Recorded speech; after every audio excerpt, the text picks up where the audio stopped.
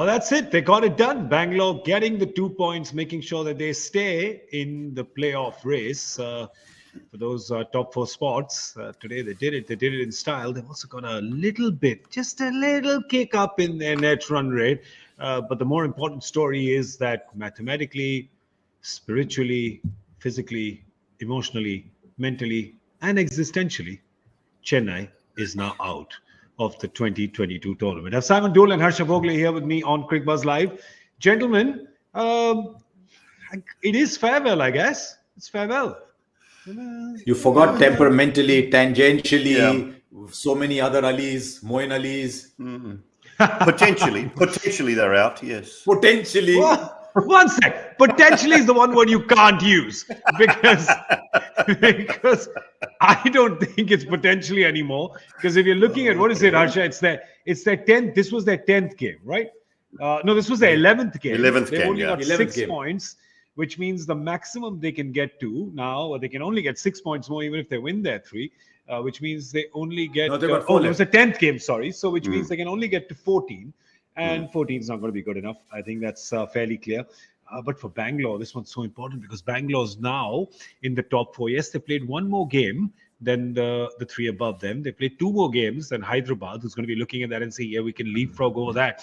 But what we love, Dooley, is this race is alive because the last thing we want, and we say it every year, the last thing the teams don't want it, but the last thing the viewers want, we want, everybody wants, is 4 teams running away. Right now, you can't call the positions. You can't even call the teams.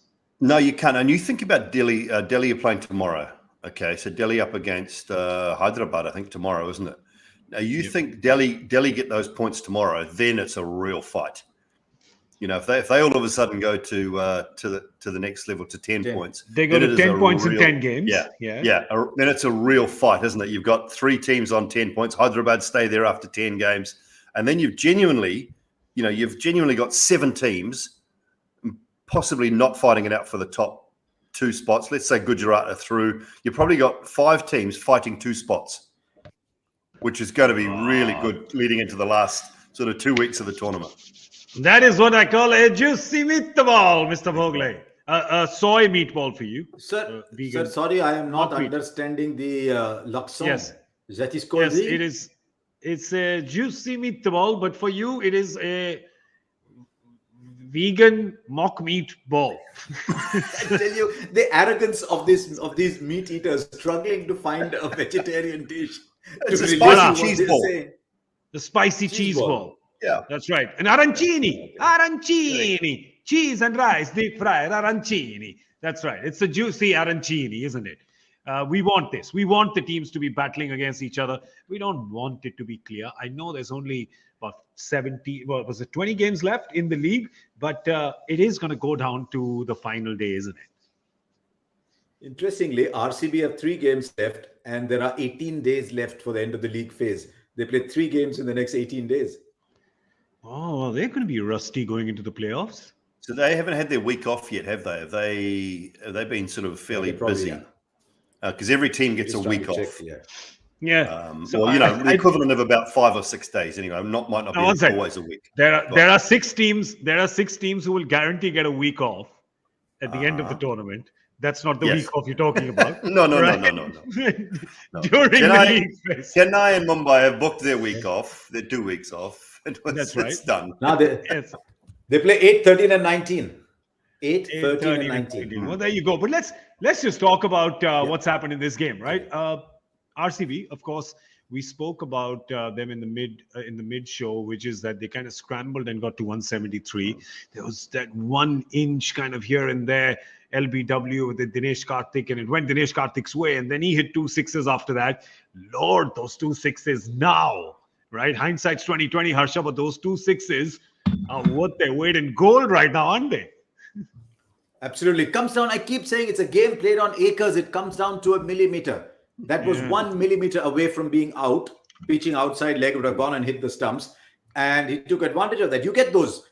I mean, both teams can look back and see the marginal ones that went their way. But I think Chennai will look in the mirror and say, you know what, RCB were the better side today.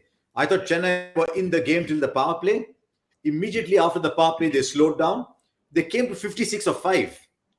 Yep. Most times, Jadeja's batting, he's a good finisher, might be a little out of form. And Moeen Ali is a fearsome hitter. 56 or 5, most times you think you can get them. And the next 3 overs, they conceded 17, which is why I'm just saying, in my team of the season, one of the first names I'm putting in is Josh Hazlewood. Yeah. I just don't know. 4 overs, 1 for 19. Dooley, he's not bowling fancy slower balls. He's not a gun Yorker bowler. What is Josh Hazlewood doing to have such a great season? He's just saying, hit my length if you can. And I'm prepared to just bang away in between your hip or in between your thigh, perhaps, and your chest. And I'm going to bang away on that length at a good 135 Ks, 137 Ks at times. And if you want to hit me, if you think you can hit me, if you're good enough, I've still got a bouncer. I can go upstairs if I want to. I can go wide. I can swing it a touch at the start. But what he's doing is he's just banging away on a good line, a good length, and he's bowling beautifully. I mean, if you think about where he was a year and a half ago, he wouldn't have even been considered for an Australian T20 side. He got picked up by Chennai, learnt an enormous amount through that year with Chennai and in the UAE, and then was probably one of the bowlers of the tournament outside of Adam Zampa for Australia in the T20 World Cup, and has come back and has just continued on that form. So for around about, we're talking almost a year now, maybe sort of 8-9 months. He has been one of the premier T20 bowlers in the world, and he's doing very, very simple things at a good pace. And because he's so tall, he just gets that bounce. See, today, I mean, you're looking at this, there wasn't a lot of absolute standout performances. Harshal Patel going for runs in his last over, I thought was very good. Maxwell, exceptionally good. But where does your player of the match come from today? I mean, there's 2 choices for me, or 3 perhaps. Josh Hazlewood's 1, Faf du Plessis, captaincy runs, but Lomraw's innings. Yeah. I think that Mahipal Lomraw's innings, you couple his innings with DK's innings, and then you look down the Chennai scorecard. So the opening combination was similar. Conway went at 150 and Ruturaj went at 120. So, Chennai were probably better off in the power play than Bangalore were. But then Lomraw's innings and DK's innings. And you look at their strike rates, and the only one that came close was Moeen Ali, and then Pretorius right at the back end. But Moeen's innings, 34 off 27, 10 off 8 for Raidu, 1 off 3 for Uthappa, 3 from 5, 2 from 3 for Jadeja and Dhoni. None of those guys, apart from Moeen, really were able to score better than a runner ball because the spinners were so good through the middle. I've got a theory on Hazlewood and a theory on player of the match. I think the tracks in Mumbai and Pune, because they're such good tracks, they're giving that slightly extra bounce. He's hitting the bat higher up, maybe. Maybe that's helping him. I might go Faf, actually.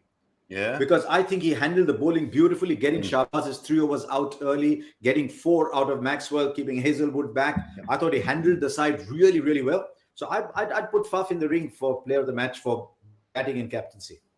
Well, it depends on who's giving it as well, right? If it's Danny Morrison, the New Zealander who's giving it, he's not giving it to Josh Hazlewood. Come on. Well, he might because he's a fast bowler, but he's the complete opposite to Danny, isn't he? He's a tall fast bowler. That's right. But exactly the opposite. He's got hair.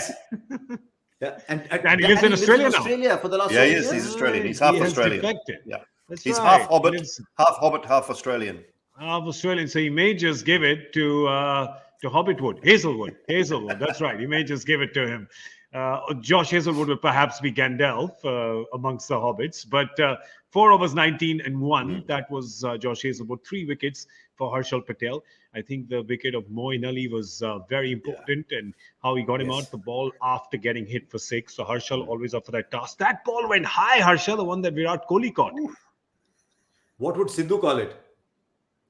It hit an air hostess on the way down? That's what he would say. No, brought an air hostess down. It didn't just hit her, brought an air hostess. Oh, jeez, all right.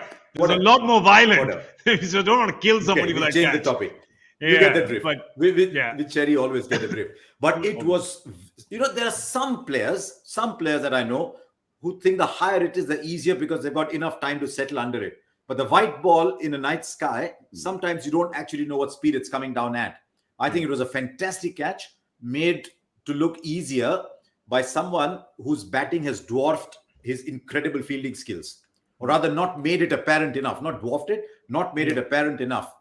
Virat Kohli is a sensational fielder, but because we talk about his batting so much, his fielding gets a little underappreciated, like the great Viv Richards, who was one of the greatest fielders of his era.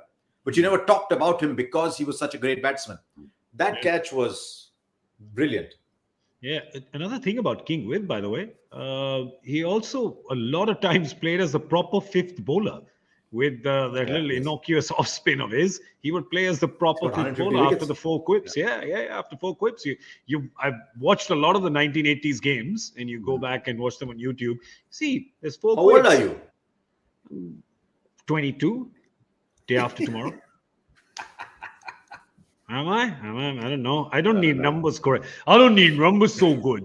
All right. Josh Hazelwood, of course, has also, I have to say, though, after the World Cup, he gave credit to the time he spent in Chennai for his rise as a T20 bowler. So, well, when we say Dhoni's got the Midas touch in unlocking talent, it's not just with luck that he does that. There's obviously something going on there because he's done it consistently. It's almost like a finishing school is Chennai. So it's it's a little sad that their campaign is finished. But if you talk about Bangalore, if you have a look at their performance today, they need to win 3-3 now, Dooley. What are they looking at taking from this game? They've taken the 2 points, right? But what else do they see as areas of concern going into, this 100% efficiency they need over the next 18 days in their 3 games? Yeah, look, for me, I wonder about the decision to play Maxwell. We mentioned that at the halfway stage, to play Maxwell at 3. Patidar worked out so well. So I'd just like to be a little bit more consistent with that top 4. If Kohli and Faf bat through to the 15th over, I absolutely have no issue with it, with bringing Maxwell in then. That's not a problem. But when you're losing a wicket around about that 8th, 9th, 10th over, I don't see the reason to bring Glenn Maxwell in at that stage when a young man has just done very well the game before. Bowling front, I don't think they have too many issues. I mean, they haven't bowled Lomraw, and he's more than useful. He's more than capable to bowl. So as the wickets get more tired, they've got 4 spin bowling options, which I think is magnificent from any team point of view, and it doesn't lessen their batting by any stretch. So they've got genuine bowling options covered if they need. And we still haven't seen anything from Hasaranga with the bat. That's to come yet. I think with Harshal, the one concern is maybe Siraj a little concerned, but having said that, they're getting away with it. He only bowled 2 overs tonight, went for 21, but they weren't really his conditions tonight. It was more the spinners' conditions. So I don't think I still believe this is their best side. It's the best side they can pick. The one on paper and the one that goes out in the middle. And I don't see too many holes. If Virat can up his strike rate a touch more, and just find a little bit of that rhythm that he's still missing. He looked better tonight, but he's still missing rhythm. He's still missing something from the great standards that we know he sets. If he can find it in the next sort of 3, 4, 5 days, 6 days, and bring it into the next game, I just think that it's a good side. It's a side that looks like they could certainly go, all the way and continue to impress. I think 2 out of 3 might be enough because they're on 12 points. Yeah. They're on 12 points now. And if you assume they need to get to 16, they need to win 2 out of 3. Yeah, my worry for them is their net run rate, right? So because their net run rate had taken such a hammering in the earlier games, they're still at minus 0.4, right? So if they lose 1, let's say they lose 1, it's not going to be enough for them at 16 because if there's a logjam there amongst the potential teams, their net run rate is probably the lowest. So they'll need to win 2. The 2 they win, they'll need to win them big and make sure they lose. If they lose 1, they lose it close. The other thing is, look at the games they're playing. I think if I remember right, I think they're playing Gujarat, Hyderabad. Yeah, they're playing Hyderabad, Punjab, Gujarat. Yeah. And all the teams either around or above them. Correct. Yeah. They're not playing. So they're knocking those guys down, aren't they? Yeah. So if they win those, they're probably knocking Hyderabad down. They're probably knocking Punjab down.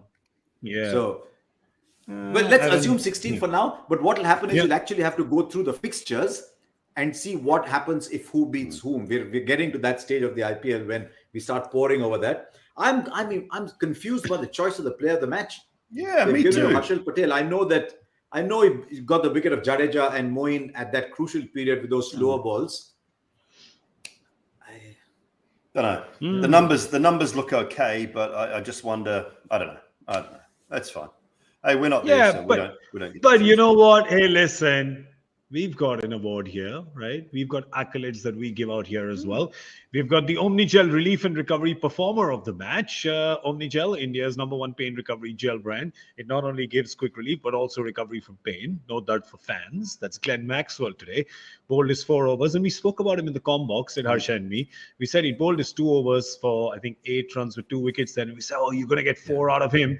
And we were wondering if they should encash their chips or double down on the bet. Harsha, they doubled down on the bet, and well, it paid dividends for them, you'd say.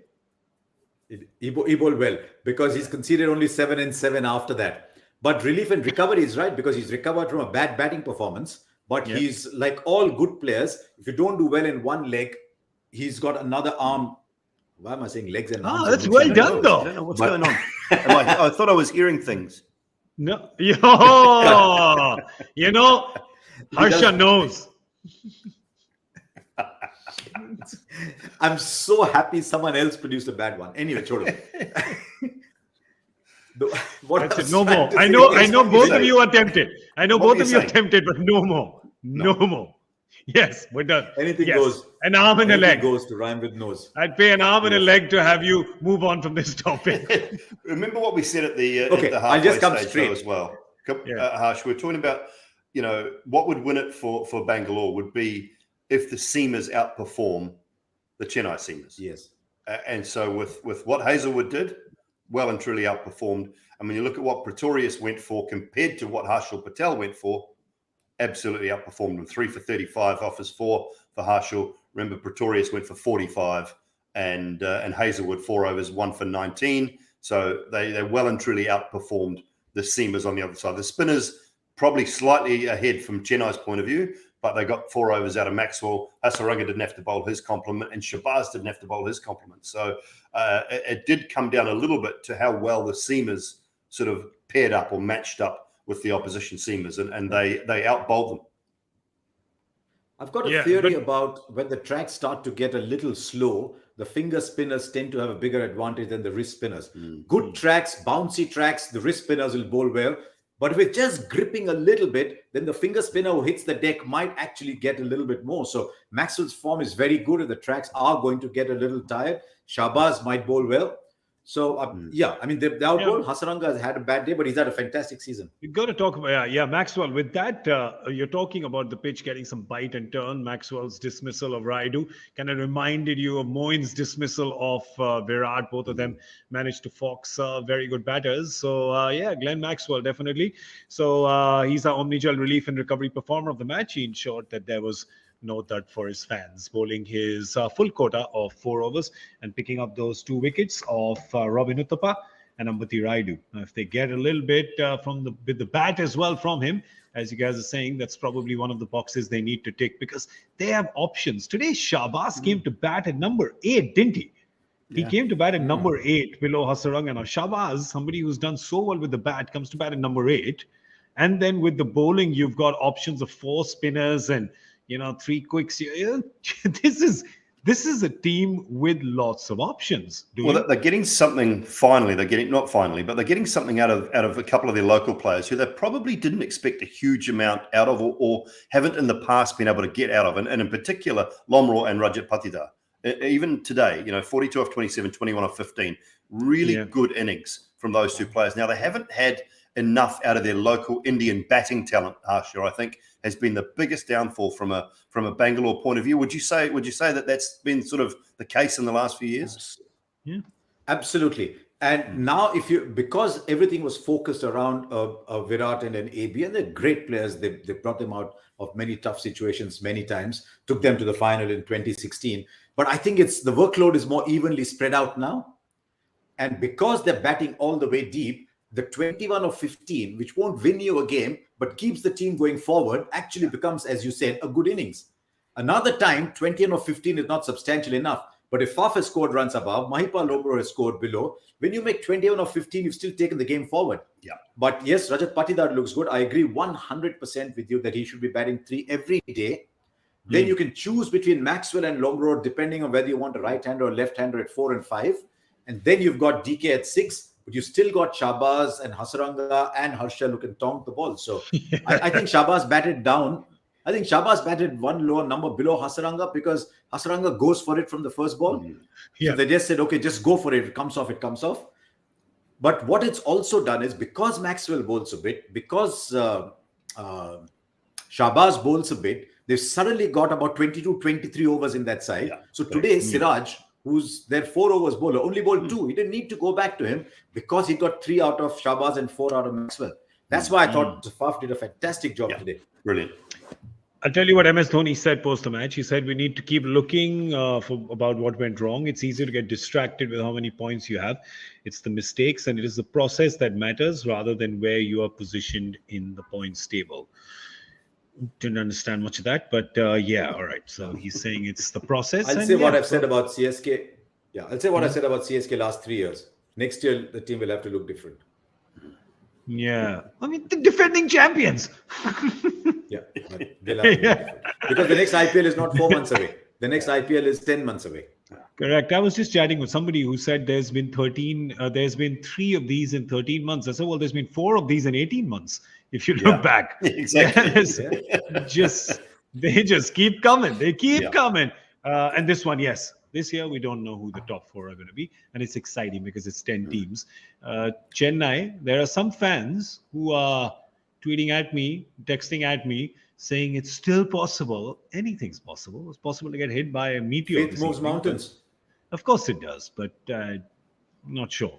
Not sure about this mountain. But anyway, let's talk about the game that's coming up tomorrow because as Dooley told you, this is a very important game. This is a very important game for one team. The team I'm talking about is, of course, the Delhi team because Delhi has, you have to say, they've probably had, Harsha, the most volatile and mercurial off-field. Off-field has been the most volatile, right?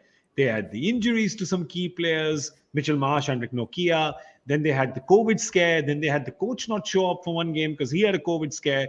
And when Daddy was away, the kids were naughty a little bit in that game. So, you know, naughty. Yeah. We've all done it. But so they've had a bit of up and down. So, but now no excuses because this is it, as we call it, the business end. They've got to win every game now. It's pretty simple.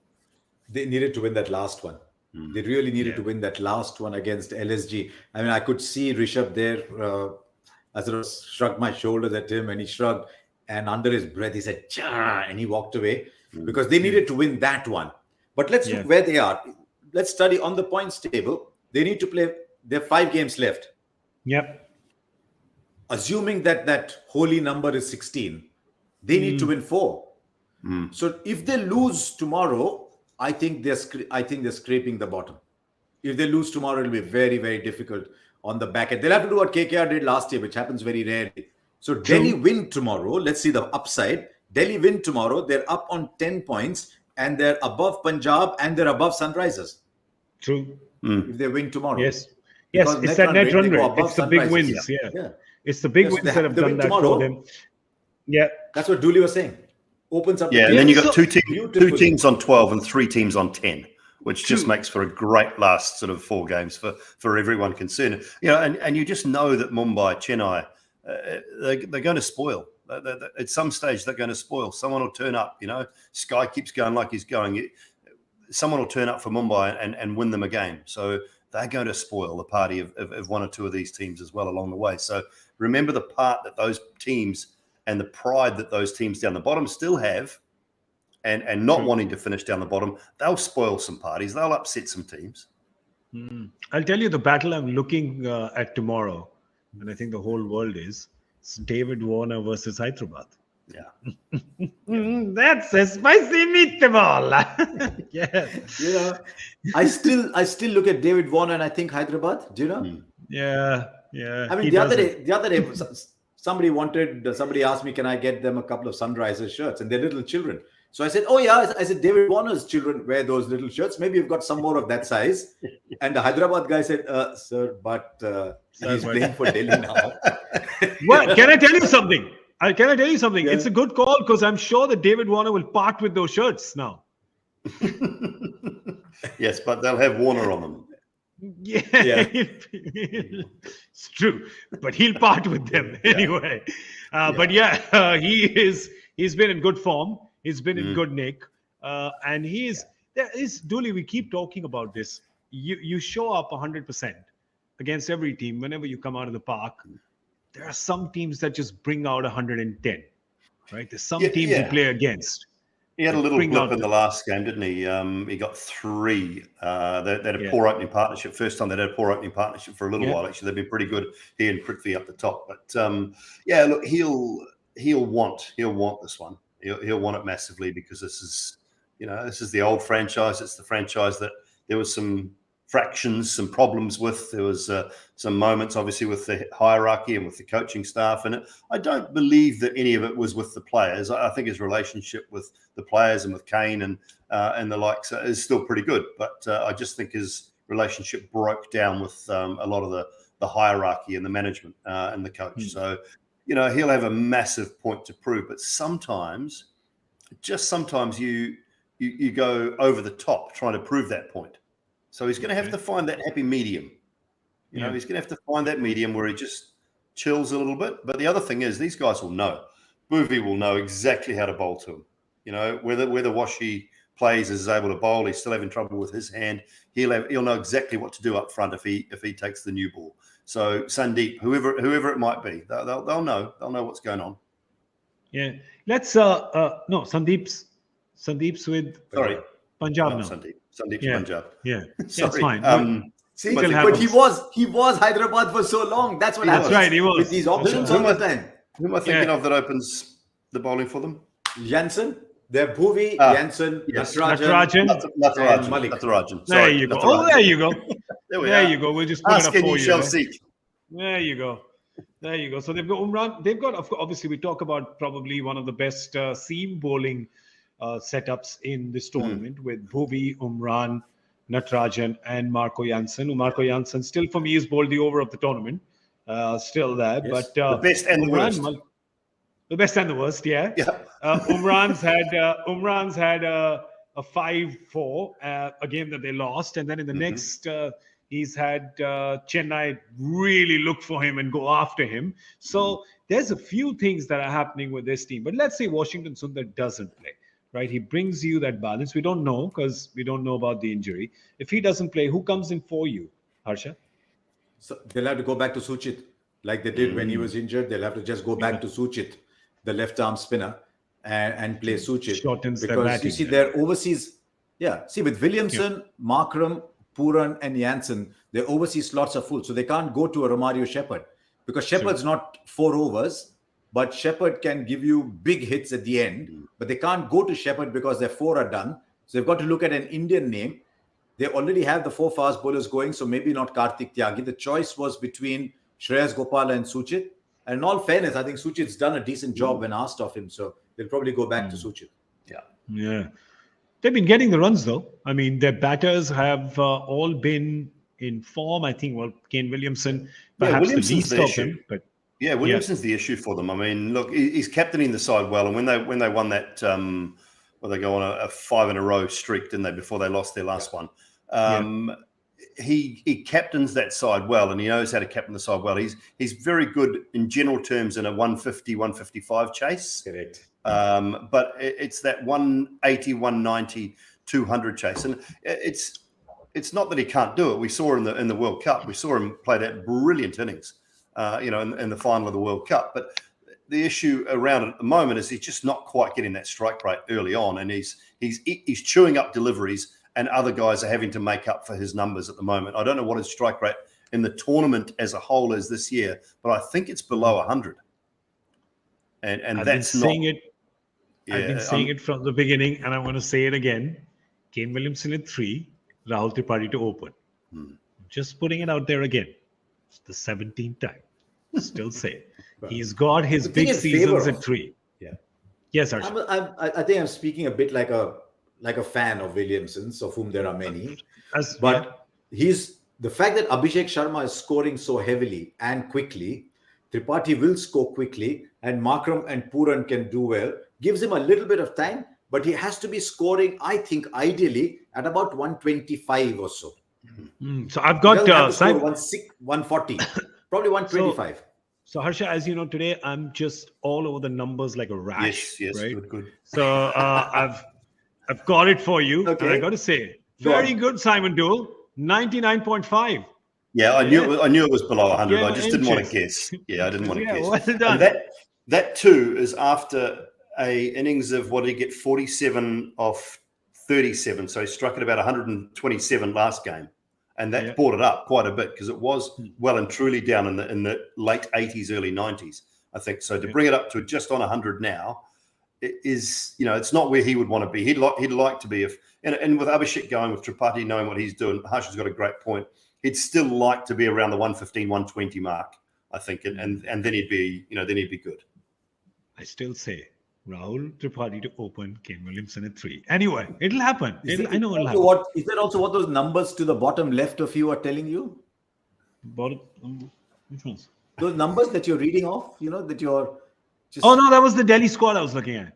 I'm looking at the Delhi squad now, right? And we'll pull it up on the screen so you guys can have a look and join in the party as well. Let's have a look. Any changes that you would bring here? Simon, how much are they on a scale of 1 to 10, are they missing Anrik Nokia 11? Well, they've had an opportunity to play him. That's the problem, isn't it? He's fit to play. Have you guys seen him? Have you seen him on the field? Has he been... Honestly, the other night he bowled his heart out for about 25, 30 minutes prior to the game. He is bowling quick. He is ready to go. We've asked the question. He is fit. He is ready to go. They're just not picking him because the fizz has been going so well. And Rovman Powell has actually scored runs for them. He's finished games off for them. They're not going to drop Warner, and they love Mitchell Marsh. So it just, when Mustafizur came in and did so well, they're sort of looking at that now and thinking, well, it's hard to drop the fizz. That's the only position for him in the team, actually. No other position. Again, Mitch Marsh, If a Sarfaraz or a Mandeep had done really well, then they could have had a second fast bowler instead of either Marsh or Powell. If one of those Indian batsmen had done well. But, you saw Mitch Marsh the other day in that little innings that he played. When he's in form, he dominates from number 3. And Rovman Powell's been given that role to finish. So if they had anyone else playing that role up there, then they could have played both Nokia and Mustafizur and left out a Zakaria or a Khalil. True. And they could have gone with those two. But now that they can't, it's a shootout for one place. And as the tracks get slower, Mustafizur will become more and more valuable. Yeah, they're not even getting the runs from Lalit Yadav, right? They're not getting the runs. And his overs. But they like Lalit Yadav a lot. Yeah, they do. And they tend to bowl him at times where you feel like, they had the options here. And he has tended to be expensive. I think it's 2 or 3 games now, Dooley, that they made that mistake. Yeah, it is. And look, your time is running out, but the problem is it's getting too late in the season now for his time to run out. They've stuck with him for this long, and they kind of have to continue. And he's also moved up and down the batting order a little bit as well, hasn't he? He's been tried at 3 or 4, I think. And when Mitch Marsh wasn't there, he's tried at 3 a couple of times. So he's been up and down the batting order a little bit. His bowling hasn't quite fired, but they also believe that in the back end of the season here, as the surfaces start to dry, we've just seen the first real glimpse of it tonight, I think, in that surface in Pune where it's turning and the spinners can play their part. They feel that he'll play a bigger role. So I think they'll stick with him. I'll tell you what I find interesting, though. When Lalit Yadav first hit the headlines last year, he did it because his strike rate in domestic cricket was 150, 160 or thereabouts, was about 160. He's only striking here at about 105. So the role they want from him is to strike at 140, 145 and bowl 2 overs, that number 5-6 role. That he's not doing yet, because don't forget, he's always plus in the field. So he becomes very interesting if he's striking at 140 at the end. I know you're looking into your numbers, your magic box to pull out his strike rate numbers, but I think you'll find it's about that much. Bring it. Bring it to me now. I was actually looking at the previous match that they played where they fell short by 6 runs against Lucknow. And what was so interesting to see is that obviously there was Mitchell Marsh going hammer and tongs at 37 of 20. And I discussed this after that game as well. If I told you that out of Rishabh Pant and Akshar Patel, one guy went 44 of 30 balls and the other did 42 of 24 balls, you would probably, Harsha, pick them in reverse order. you would say the better strike rate is Pant. And especially not on repetition, just the way they were playing that day. Rishabh Pant looked like he was going to hit every ball out of the pin code, right? Is that a bit of an issue? Is Rishabh trying to hit the ball too hard? Because I spoke to Viru about this, and that was his opinion. He said he's losing his shape because he's trying to hit the ball just way too hard, which he doesn't need to. I think it's the same thing with Jadeja. I think he's taking some time to be captain. I think he's trying to take a little bit too much on himself. Rishabh Pant bats like Rishabh Pant, that's good enough. But you're absolutely right. He's trying too hard. He's going too hard at the ball. And as a result, he's actually ending up scoring slower than his natural tendency is. I mean, 44 of 30 represented one of the better efforts from Rishabh this year. There's a time when Rishabh went out to bat and he said, okay, stop what you're doing. Let's see, he's going to change the game here. That hasn't happened often enough this year for Delhi. Simon, do you think the problem is that he's trying to hit the ball with both hands? Yeah, if I'm hits it with one and hits it for six. Yeah, if I'm Ricky Ponting, true. I'd love to see I'd love to talk to Rishabh Pant and just say, listen, you got 20 minutes in the net. You are not allowed to hit the ball on the leg side. I want you to hit everything through the offside. And I want you to get your shape back, because he just loses his shape way too much. I mean, we're talking about a guy who's still got 40 odd in the last game, but everything at the moment is just going. 90% of his runs are hoys on the leg side, or sweeps or slog sweeps on the leg side. He just loses his shape far too often for my liking. And I'm saying this because I think he's a terrific offside player. And when I've seen him do well at test match cricket, or when I've seen him hold his shape, he cover drives and hits the ball down to long off and over long off, as well as anyone in the game. But at the moment, to me, he's become a little bit one-dimensional and a little bit leg side dominant. So if I'm Ricky Ponting, I'm saying to Rishabh Pant, you've got 20 minutes and I want you to hit everything. Even if it's on the leg stump, I just want you to walk it inside out and hit it through the offside. I just want you to get that shape back, get that leading shoulder back into it, and just hit the ball through the covers, hit it over long off, hit it through cover point. That would be my 20-minute net session with Rishabh Pant. Just get him back into that mode. Yeah, well, there's another Yadav who's doing very well, who's Kuldeep. Oh, by the way, sorry, Harsha, to answer your question. 109 for Lalit Yadav. That's his strike rate. 109. Thoda, 4% above. But Kuldeep, we're talking about Kuldeep Yadav. It's very simple. If Delhi needs to win tomorrow, Kuldeep Yadav needs to get the Player of the Match award. That's all. It's very simple. That's what has to happen. That's the template. Don't mess with it. Come on, Delhi. What you doing? And I don't know. I've not seen our roster, but I won't be surprised if Dooley is man of the match adjudicator. Then he's just got to turn his arm over and he'll get it. That's right. He bowled he doesn't bowl the 4 overs, right? He bowls the 3 because, hey, why give the full quota to a guy who's getting wickets, right? But yeah, so Dooley, just do it, please. Just get this. Yeah, I'm on the toss tomorrow, but I'm not doing anything else.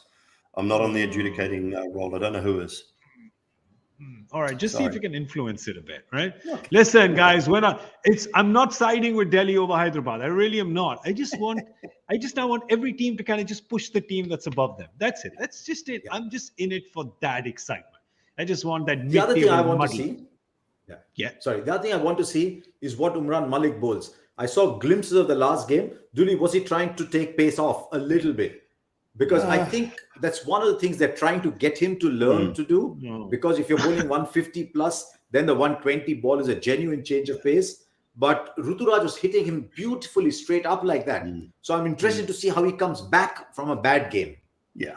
And look, he's going to have the odd bad game. We've seen him have probably 2, I think, this year. He's had 2 games where he's gone for a few runs and he's bounced back beautifully in the following game both times. So it's a massive learning thing for Umran Malik. I mean, this is his first full year. It's his first full season. People have seen a glimpse of him, but the genuine will and the want to bowl out and out quick is great, and he will develop. And he's going to learn an enormous amount from Dale Steyn, from talking to a Brian Lara, about how to work a batsman out. You want to talk to the best batters about that sort of thing as well. So he'll learn along the way.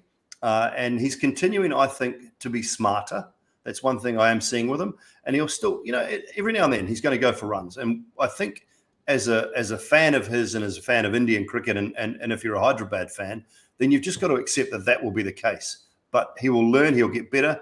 and next year he'll be even better for it, I think. Well, all right. So tomorrow, I guess, for Delhi, the big kind of question will be if Khalil is fit to come back for them, and if Nokia, if they pick Anvik Nokia in it or not. But otherwise, doesn't look like they'll have any other changes. So that rounds that up for tomorrow's game. We, of course, are going to be here at 7 p.m. on Cricbuzz Live to talk about that. But we have the joy factor question. Let's have a look at that. It was an easier one today. It's a juicy half volley. Who was the other Centurion when Dhoni scored his third highest ODI score? He shared a 218-run stand with his batter. Name him. And the answer, drum roll, bring it. Mahela Jayawardene. That was the Asia 11 and Africa 11 2007 Afro-Asia Cup. I did not know it was the Afro-Asia Cup, but yeah, the Asia 11. It was in Chennai. I just forgot. It was blazing hot. Hot. But there was another quiz question that was very popular at that time, saying who holds the record for the highest fifth wicket partnership in one-day international cricket. It might have been sixth as well. I don't know whether it was sixth or fifth. And it was Dhoni and Jayawardene, and because that was a tournament that came and went like a ship in the middle of the night, no one knew it happened. Yeah. So you don't realize there was an Afro-Asia Cup. Yeah. Wow. There you go. And very cleverly named as well. The Afro-Asia Cup. I just looking at that thinking, Afro, can we, is it allowed? Nowadays it's a hairstyle, isn't it? More than a, I mean, Afri, I can understand. Afri, not Afro. I don't Interesting. know. Not sure. Interesting. Remind me. Hair-raising tales. What Harsha just said. Remind me to tell you the joke about the ships that pass in the night.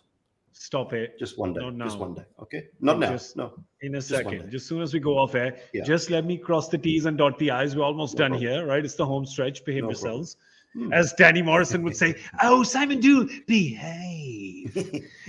That's all we have time for, which is going to give you the winner's name. Let's have a look at who's the winner. Don't do a better Danny than Danny, okay? Poor guy. Danny will go to the toss and he won't know what to do. He'll start thinking of you. He does already. Suryansh Setia, congratulations to you. You were the one who got the first correct answer. I think that's a new name that we're seeing here on the Joy Honors board. So well done there. All right, that's all we have time for. We're going to see you tomorrow at 7 p.m. on Cricbuzz Live. A big thank you to Harsha Bhogle and to Simon Doull. I've got to let them go because they are having breakfast with some dignitaries tomorrow, as they have told us 7 times during the course of the show. And all of you are not invited, and neither am I. All right. Thank you so much, gentlemen. I'll tell you who's never there, though. I've never seen him at breakfast. You've got one guess to get it right, and you'll get it right in that one guess. MS Dhoni. Correct. There you go. That's because he's batting with Jayawardene. So it's like a ship in the middle of the night. He eats breakfast when no one's looking. That's right. He's done. That's all we have time for now. We got to go. We don't want to, but we have to. Good night, everybody.